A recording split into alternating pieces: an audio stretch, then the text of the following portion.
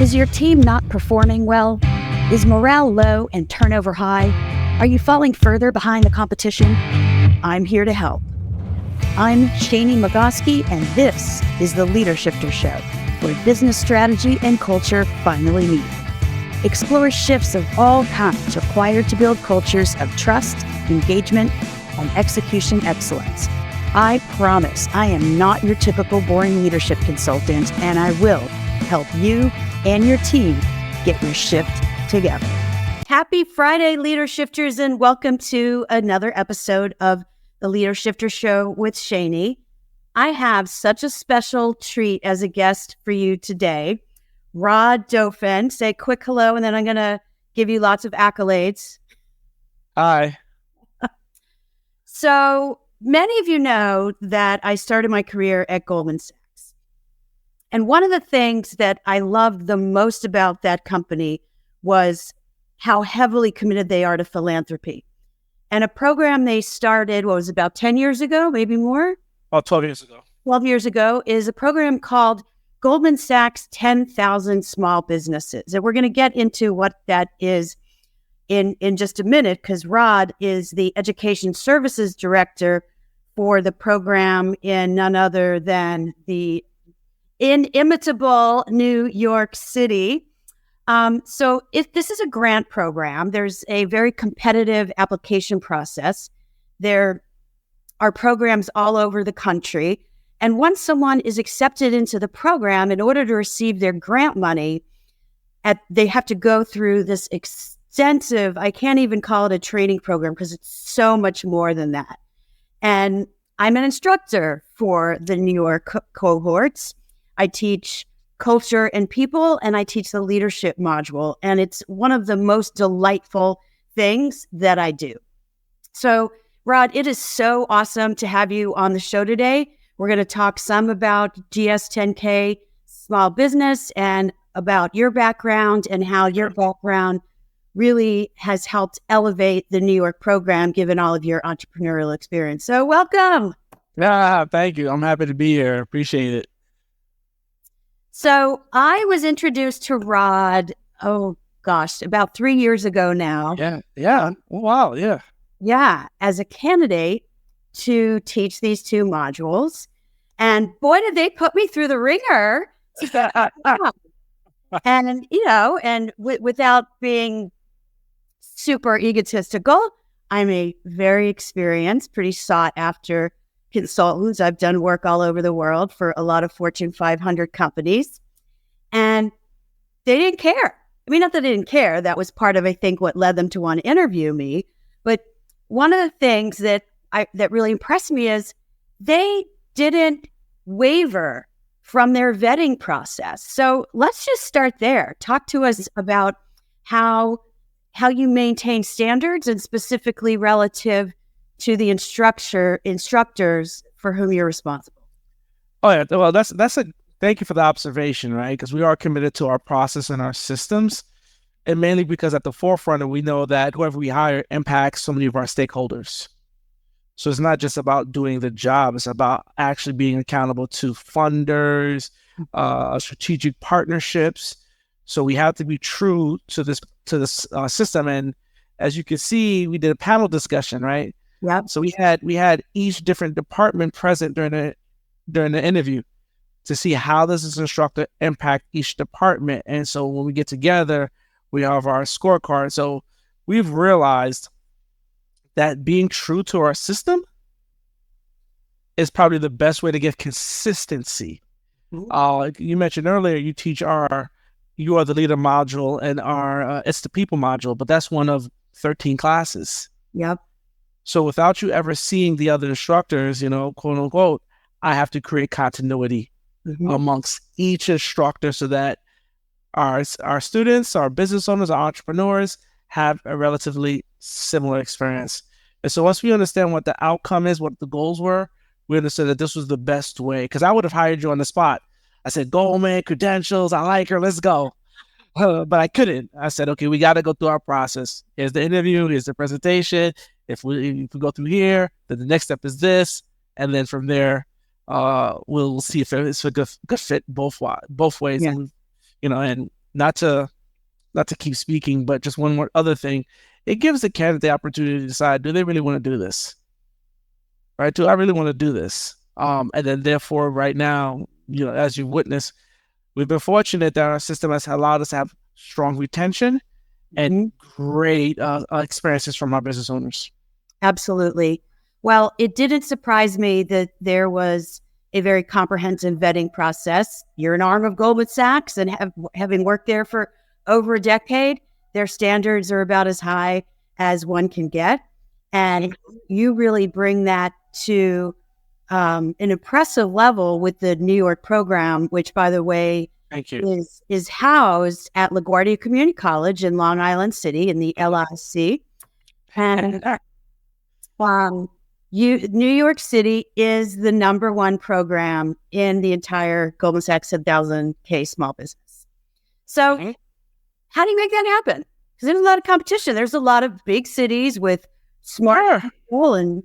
Well, sure. So, I mean, we always proclaim ourselves to be number one. I believe the data may support it, but I know those folks at Goldman Sachs are going to be politically correct. We are fortunate that we are the first site. So, in essence, 12 years ago, we've beta tested anything that has been launched. So we have the first chance to see anything new that we're going to implement, modify it to the local culture, to the local needs. And that has allowed us to stay a little bit of step ahead of everyone in terms of, I'm not going to say our contemporaries within 10,000 small businesses, but ahead of any quote unquote competition with any, business accelerator program for the most part. But also, we focus tremendously on owning the site.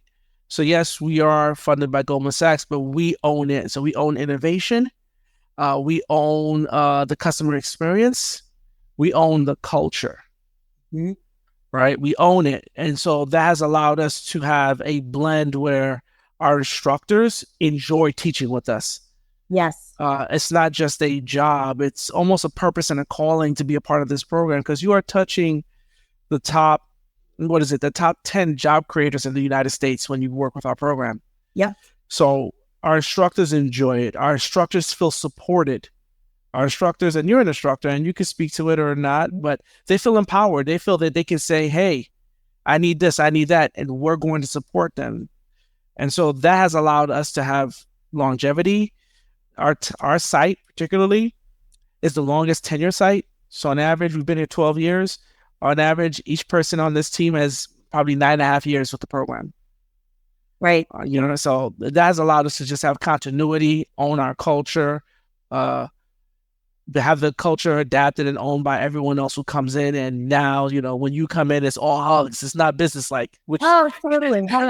which contradicts most sites, right? It feels like family whenever I come in. So the program is run 3 times a year. Yes. And every time I come in January, June, and October, I always look forward to it. And you alluded to something that is so important to me as an instructor is I really feel like what you all do and what I contribute to helping you do is making a difference. I think a lot of people are mistaken when they think that Fortune 500 big businesses run the show of the economy because they get all the press.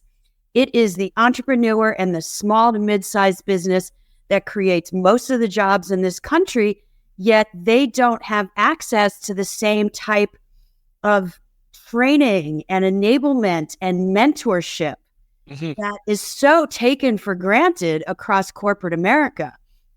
And so that's a lead-in for me to say, let's back up and talk about the structure of this program, because I think you've now had over 1,000 businesses come through your program. Our site, over 1,300 nationally, over 13,000. Right. So already beat the 10,000 small business goal. Okay. Well, talk to us about the process from A to Z. When you say the process elaborate. So from how are businesses vetted and selected to what happens when they finish the program and get the grant money? I'm glad you asked that. So we've actually modified it slightly. So the first step is just apply. And so our minimum criteria is at least one full-time equivalent, right? Could be 2 part-time or 1 full-time employee aside from a business owner. Minimum 2 years in existence, in operations, which means you filed business tax returns 2 years consecutively. And then lastly, generate over $75,000 in revenue. Ironically, I think maybe pre-pandemic, our numbers were a little bit higher, minimum 150,000, minimum 4 full-time equivalent employees, because you were really looking for those growth phase businesses, the businesses that can take what they're learning and be catapulted. So we shy away a little bit from the startup, but really with the focus is reaching that business on your block that's been a staple and helping them grow and expand their experiences so they can bring it other places. So it's a 2 interview process. So you do your application, and then after that, we follow up with some supporting documentation, because we still have to vet you and make sure that you are who you say you are, right? That we can look at some of the intricate details of the business. From there, you go to an interview process. You'll be surprised to hear, in front of a panel. In front of a panel of stakeholders, again, always making sure that whoever we bring into a classroom resonates with all of our stakeholders, and equally important, all of their future peers in a classroom. So if you go through the interview process, and one thing I always tout is that we can accept 100% of the people we interview. So if we interview 200 people, we can say yes to 200 people. We'll just work on when they can come into the program. So we're not looking to say no, we're actually looking to say yes. But after the interview, then you're accepted, and we'll do some pre-work with you to get used to the technology, and then we'll launch with an orientation. And then from there, you go through roughly, let's say 14 consecutive weeks. It's a heavy lift for it's a commitment. But Shady, you've worked in business, you've trained individuals. You know, when you're the executive, your time shouldn't be spent filling in orders. That's right. And wrapping burgers, right? And being at the cashier. Your time is spent on accelerating the business, in meetings, in sales calls, and building strategic partnerships. So this is the first entree for these business owners to, I have to take this full day off. Because we're from 8:30 to 5:30 or 8:30 to 6. Full day off. I have to take off from work. Not take off, but I have to make sure my job can operate without and it's their first entry into understanding this is what it's going to take for you to scale your business. Taking a day where you're just working on strategy. And during that time, we expose them to experts in their field. So we have a wonderful, like I said, you are the leader instructor. And as I always introduce you, that has the blend of corporate, right, and theoretical knowledge and practical knowledge. So not only did she work, she ran and she taught. And we bring instructors like this that are more touchable, relatable, for lack of a better term, to teach them and to break down the wall between big business and small business and realize it's business. And then after that, they join our alumni program. So once you complete the program, you're a part of our community. And we have workshops every month, virtual, in person. The amount of programs we put in place to continuously support our alumni for 3-4 years, I don't think there's another program that can match it in the country. And, you know, statistically speaking, and I'll throw some data out there for you, and let me know if I'm talking too much. Love the data. We've got left brain people listening too. 86% of our business, 86% of the 13,000 do business with each other. I think that's great. Right? We have a 92% referral rate. So that means chances are whoever comes in, someone loved the experience and said, you need this too. Or someone will say, wow, I see a change in you. What has happened? You're just a different leader, different person. You got to take this program. We love those numbers. And I can give you some numbers on demographics and how we really push to reach the marginalized and the underrepresented, which is probably the better term. Yeah, but that's it from soup to nuts. And 67% of our businesses grow within 6 months of graduating from the program, 72 within 18 months. It's so inspiring. And I'll just add a couple of things from my observations.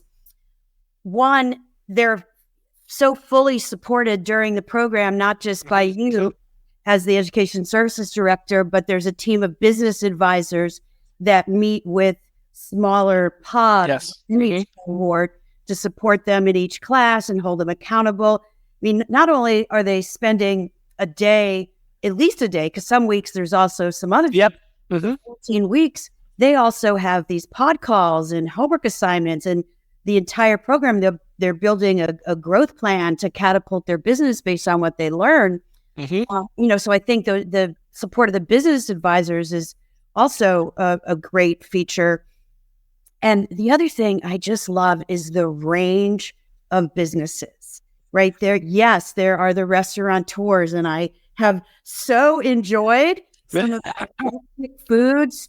Because my classes are back to back. So I meet and start to fall in love with people in my first module. And after I find out that they own a restaurant or produce some sort of food product, I'm like, wink, wink, you wouldn't want to bring me a sample next week. So the ability to sample all kinds of wonderful products.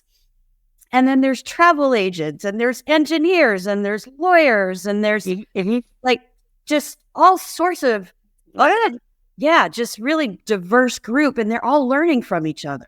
So when I tell people how diverse we are, we've had a scientist that has modified rats for lab experiments. We've had another scientist that built a machine to detect brain cancer. So you'll be surprised. I always tell people, chances are, if you look at television, any of these shows, one of our businesses are on there. A few of our businesses are in Yankee Stadium and Mets and Shea Stadium.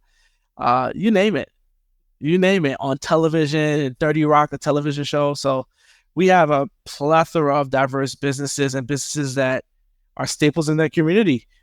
So it's truly enjoyable, from hair salons to you name it. Right. Yeah.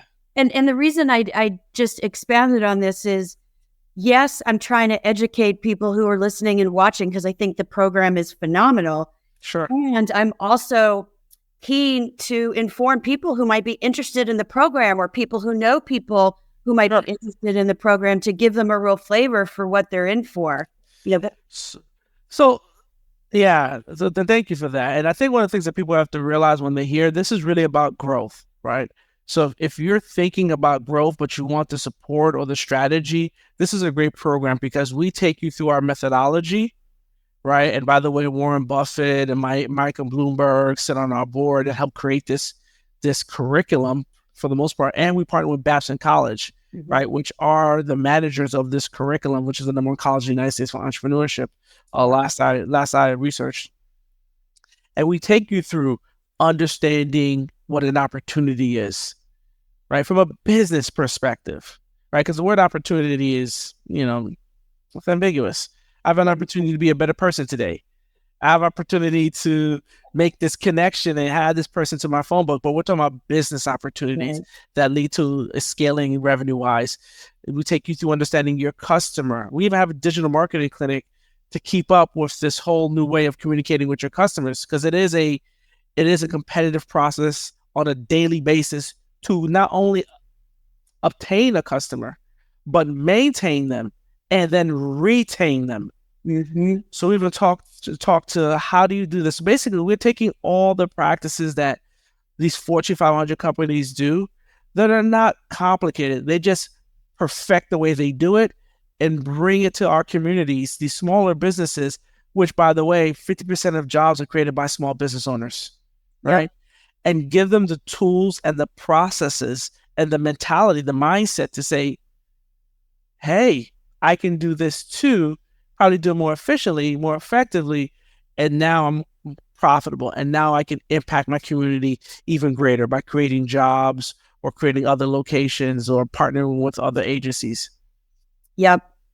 Right. So I want to talk specifically about your background, because I think you have a really unique background that you bring to this program, and it's part of why it's so successful and why everyone loves you, all the team and the instructors. And when I was getting ready to jump on the podcast, I was like, oh, it's Friday afternoon. I went to the gym this morning. I need some coffee.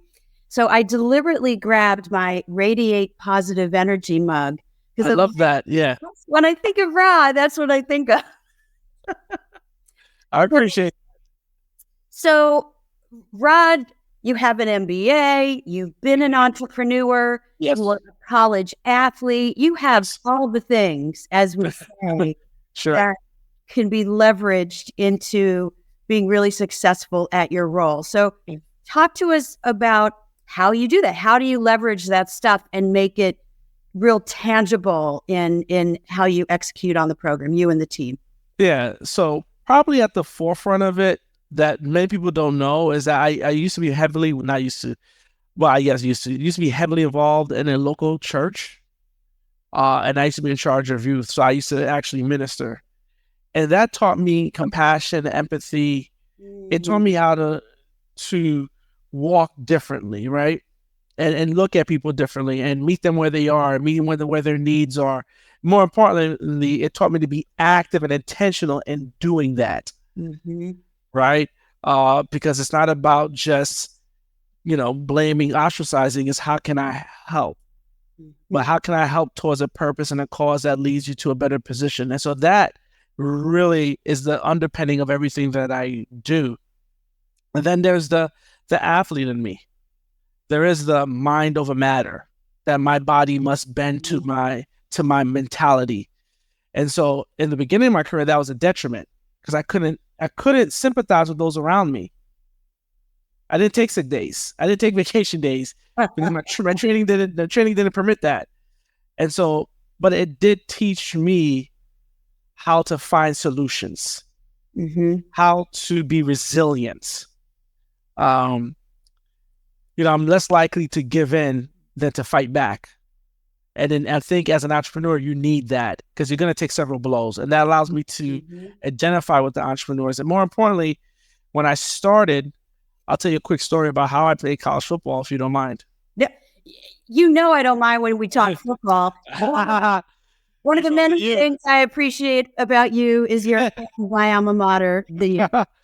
So when I actually walked on to my college team before earning a full scholarship and went for orientation, the University at Buffalo, SUNY Buffalo, went for orientation.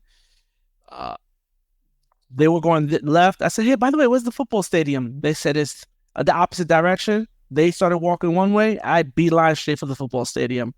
Walked them through the front door, looked for the coach's office. A secretary met me. How can I help you? I said, hey, I want to meet with the head coach. I met the head coach. I said, I'm going to play for you. Right? Because I was too stupid to know that you're not supposed to do that. Right? So as an athlete, so there's a little bit of, I was supposed to do that. It just seems logical to go this route. And so I bring that to the classroom. I bring that to other entrepreneurs. I bring it to when I start my business. I'm less likely to say I can't do it and more likely to say, let me figure out how to get this done. And then and equally importantly, which I feel like is underutilized in today's age, especially small businesses, I played on a team. And with a team of 90 other athletes, and we didn't all like each other.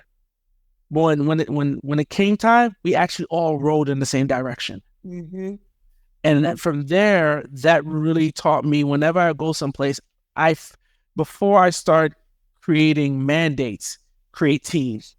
Right? So as I have my vision, what's the team? What's my vision for the team? And it's something that I'm writing in my book right now, The Sports in Business. What's my vision for not vision for the business, but what's the vision for the team as well? And then that greatly influenced my peers because when you play sports, it's about playing as a team, but growing individually. So now how do I help you grow individually? Right? What's going to be your personal best? Right. Like Lasso-ish. Exactly. Right. And so that brings us, and then you have being an entrepreneur, which allows me to be relatable. I've had maybe 6 different companies. So I always tell the story when I started my first company, I went to the library and borrowed law books, right? Music law, because I first started in music, to teach myself how to write contracts because I couldn't afford attorneys. I'm 22 at the time, I think, years ago. decades ago. Going there, asking friends who were in IT, can you help me build a server in my bedroom? Getting a library card to get data, because money was an obstacle, but money wasn't going to be my deterrent. Mm-hmm. That's the athlete. That's the athlete saying, okay, I don't have the money. Let's figure out how to do this. Right? So when I'm in a classroom, and now I've also had positions of leadership, it's simple. Team first, culture first, right? We have our vision. So let's assume vision is a given. Yeah. We have the vision of what we're trying to accomplish.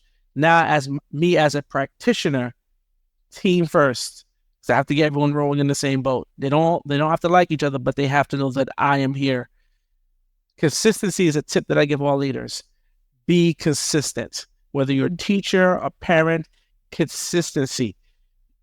People will respect consistency. They don't have to like you, but if you're consistent, then that allows them to plan, and that's almost a respect factor for them. So I think team first. I focus on culture. Then I remove all obstacles, which means failure is accepted. Mistakes are accepted. Mm-hmm. Let's go. You tried, we messed up. Let's go.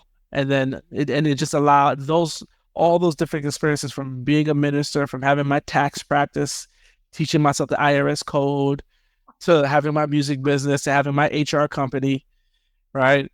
It just all led me down this path of being able to share my experiences and my knowledge base. I have an MBA in entrepreneurship, and also have an MBA in finance and investments. And I'm pursuing my doctorate in leadership. Oh, I didn't know that. Mm-hmm. Learn something new every day.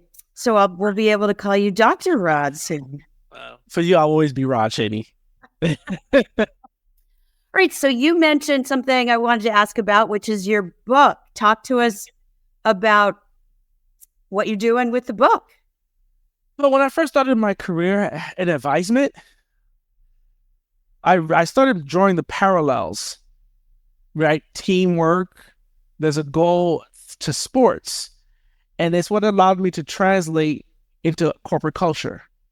And it allowed me to understand who I had to report to, who I had to work with, who had to report to me. And so I just started noticing. So, for example, there's a Bill Belichick somewhere in your company, right? There is a scoreboard, as I call it in my book, the dashboard in your business. And so to advise effectively, my mind, almost like a second language, will translate it to my sports experience to say, okay, all right, oh, this is this type of teammate that I had. Gotcha. Right? And so there are those who are going to make excuses, and those who are going to want to work. And it allowed me to relate to people differently. And so I'm just writing a book explaining business through sports metaphors and analogy, because I think 61% of this country identifies as sports fans. Right?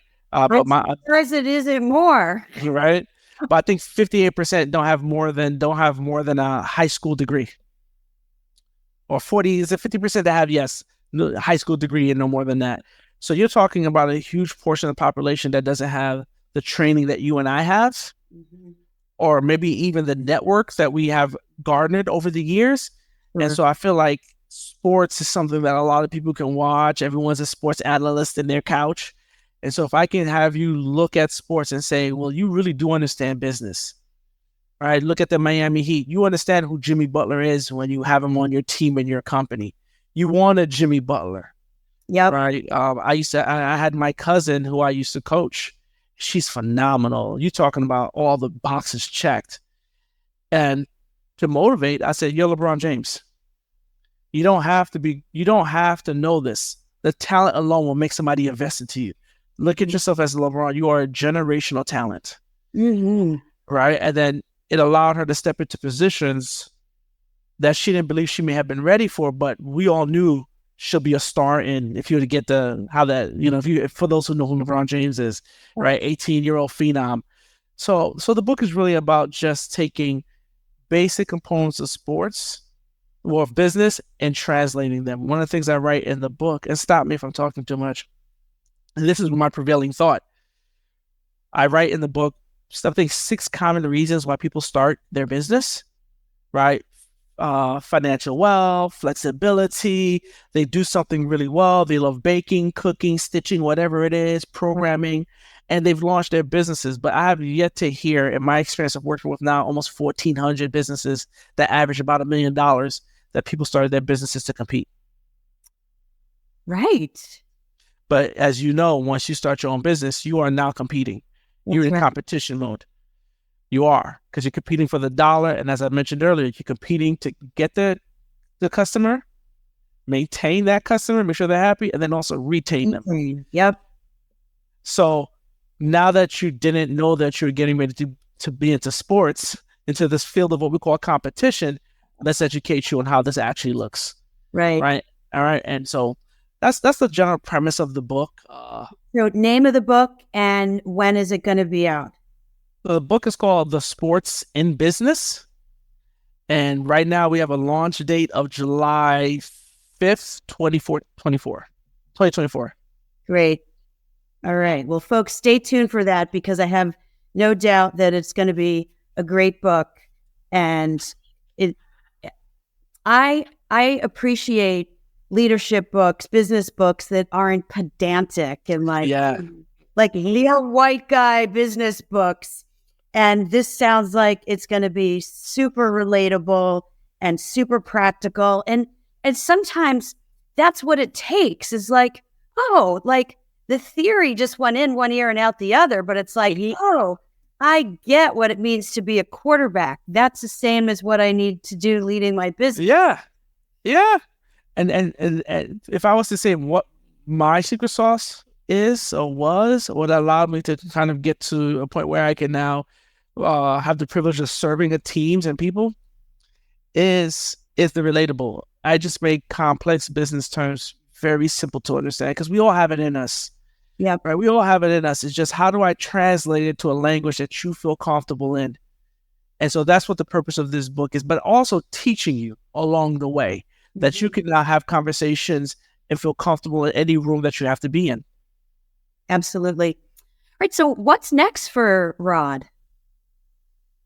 Oh, we're working on that right now. So we're working on the book. I have a partnership. We just started a company, a few friends of mine from college, called Black Dad Unfiltered. Ooh, oh my gosh, I love that. All right, say more about this. Black Unfiltered. So it's three of my friends: Carlos V. Spencer, Ulysses Wingo Sr., and myself, Rod Dauphin. We're very community driven, meaning that we want to influence people that look like us, but also families, and have them understand what goes on through the mindset of a Black man. But equally importantly, speaking to Black men and having them have a voice and a platform for where they can do some healing. The narrative now in social media, or the popular narrative, is that Black men are absent from their homes. Black men are not active in their communities. And so and more importantly, mental health amongst Black men may be frowned upon. Right? So, and so we create a platform where we speak on all these issues. We speak on very tough issues generated from the community. Mm-hmm. I think one of the questions we were asked, which is a real question, is it better to be an absentee father or an inconsistent father? Mm-hmm. Right? There is no good answer to that, but there's a discussion. And in that discussion, hopefully someone hears something that helps them transform, because my partners and I, we don't come from means. We came from constant evolution, right? Mm-hmm. Constant seasons of change that allowed us to grow to a point where we see the world differently. We feel a greater sense of responsibility. And so we're hoping that by having these conversations, it can heal our communities. Mm-hmm. It can heal those who are impacted by our communities, primarily women who are in relationships with Black men, and also help people understand us so that we can have friendships. Look, this is a perfect example. And from where I'm from, you and I would have never been on a Zoom like this. But this is probably one of the greatest experiences that I'm experiencing. Because Shani, you are phenomenal. You're like us. It's like I grew up with you. right? And so we're trying to just heal ourselves first, but also build up communities. Right.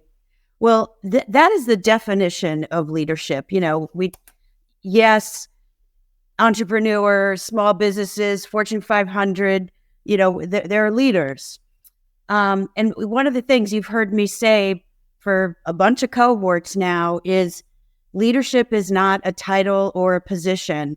It's a way of showing up in the world. And it just means that people want to follow you even just because of who you are and what you stand for and what you're trying to accomplish in the world. And this Black Dads Unfiltered, to me, says more about your leadership than your MBA, quite frankly. I appreciate that. I appreciate that. I have a few passion projects we're working. I'm at the stage now where it has to mean something. I want to leave a footprint in this earth. But you know what's funny? You mentioned about how you show up. I always tell individuals, especially those who I coach, you have to be a appointed leader. You can't proclaim it. Yep.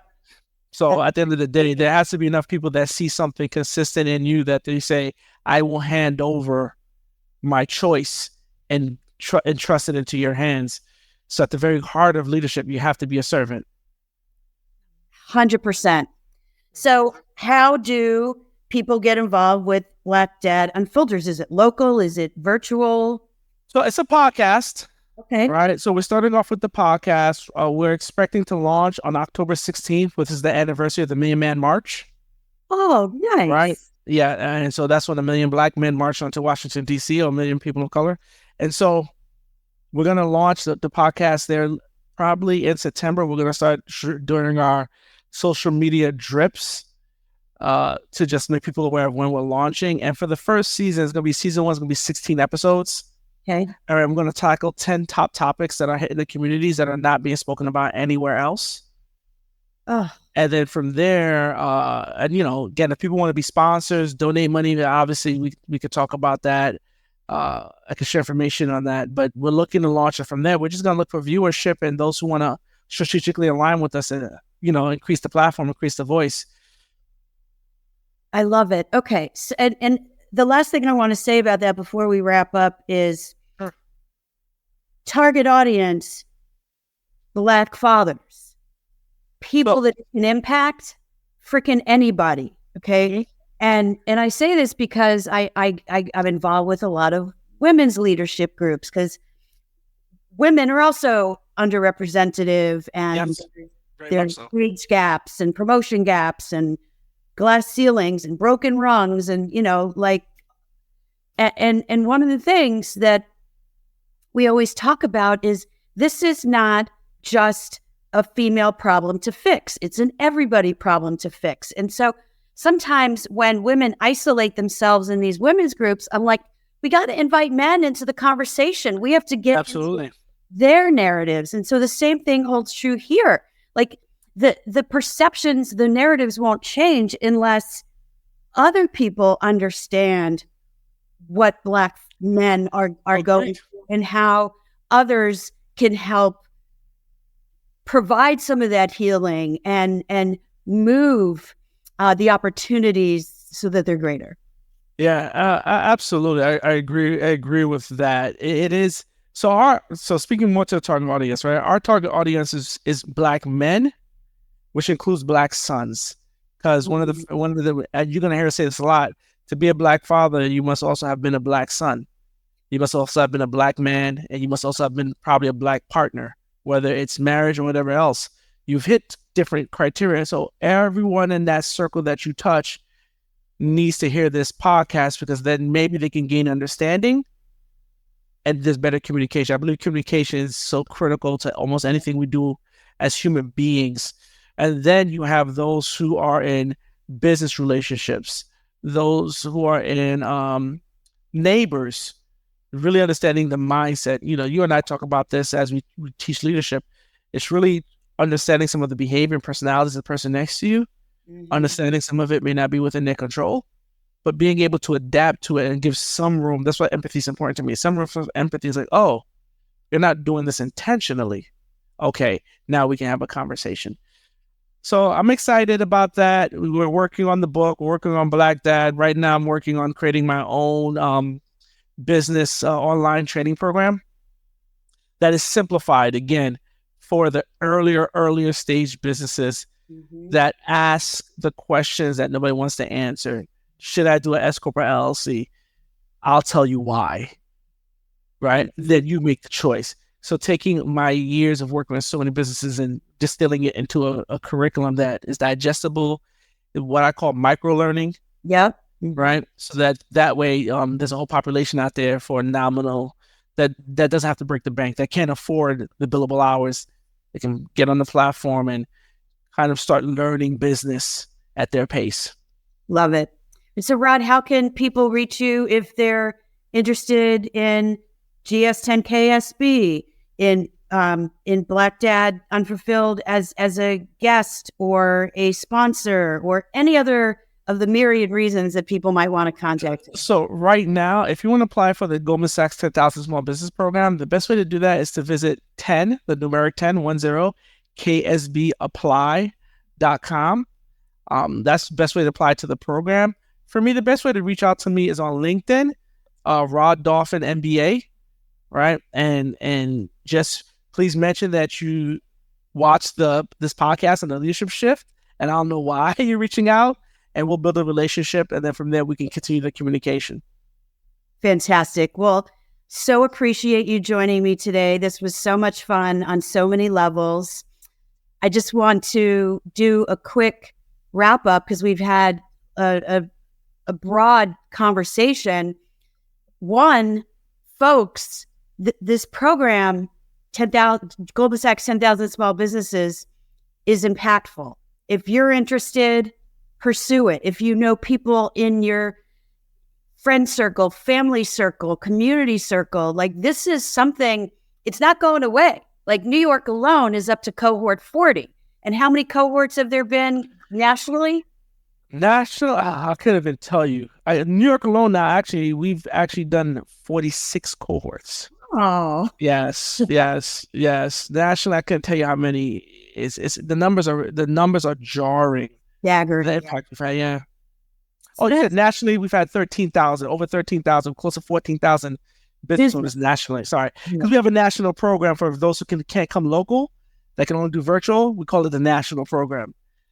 That's why, but nationally, we've done close to 14,000, and that doesn't include the UK, because we have a partnership in the UK as well. Right. Phenomenal. It's a great program.